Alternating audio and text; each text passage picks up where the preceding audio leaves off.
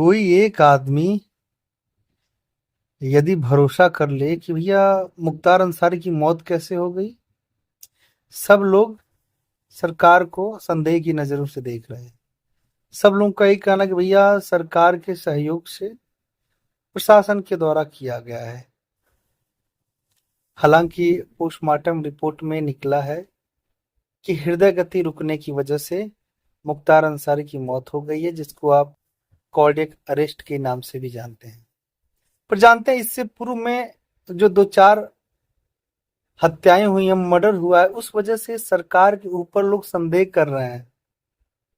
जैसे आप देख रहे हैं, ये थे अतीक अहमद।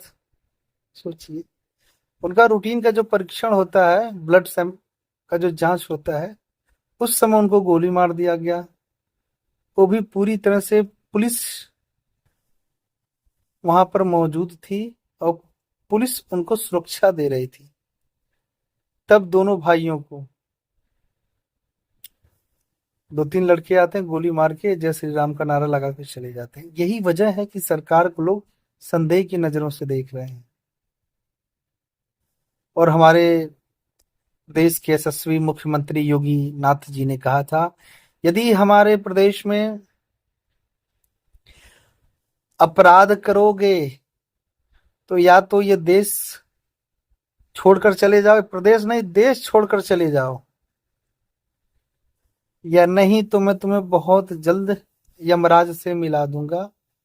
और कहीं ना कहीं ये वक्तव्य कुछ लोगों ने इतना गंभीरता पूर्वक ले लिया है ना, तो भरोसा नहीं करने की, नहीं भैया इनकी जो है कार्डियक अरेस्ट से तो मौत नहीं हुई है। उसके बाद विकास दुबे को आप जानते ही हैं।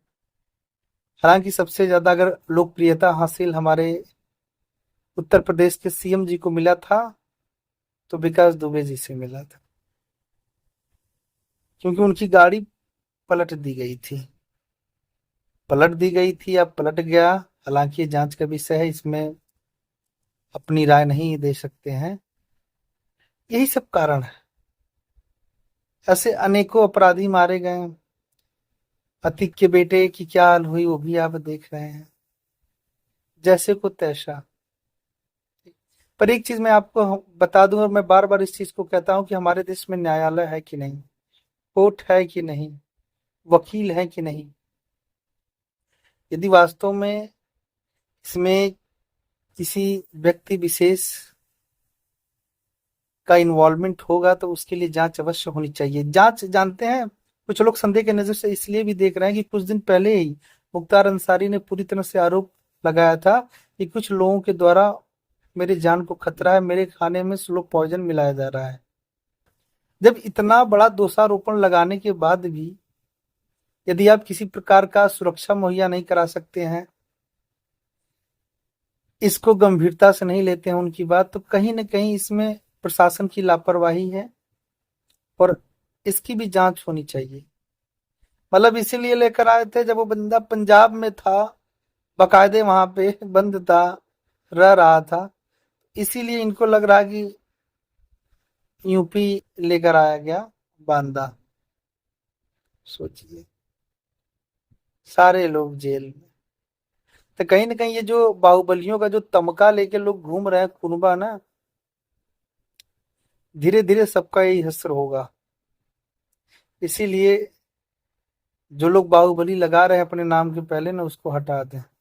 अन्यथा जिस दिन आप सरकार, जो आपका किरदार है ना, सरकार के रडार में यदि आ गया तो आपका कुनबा उसी दिन ध्वस्त कर दिया जाएगा।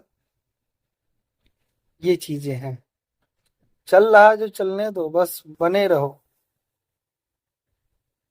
क्योंकि जो the fourth pillar of democracy जिसको आप पत्रकारिता कहते हैं, वो भी पूरी तरह से निराश है, हतोत्साहित है, डरा हुआ है, सहमा हुआ है। उसके पीछे रीजन है, ठीक है, कहने की आजादी धीरे धीरे कहीं ना कहीं छीनी जा रही है। और यही शायद कारण है कि लोग डर रहे हैं, लोगों के अंदर भय व्याप्त हो चुका है, कुछ कहने से बच रहे हैं। हालांकि मुख्तार अंसारी के क्षेत्रों में पूरी तरह से 144 धारा लागू कर दी गई है कि किसी प्रकार का कुछ अराजक तत्वों के द्वारा द्वेष न निकाला जाए। ठीक है, तो यही सारी चीजें हैं।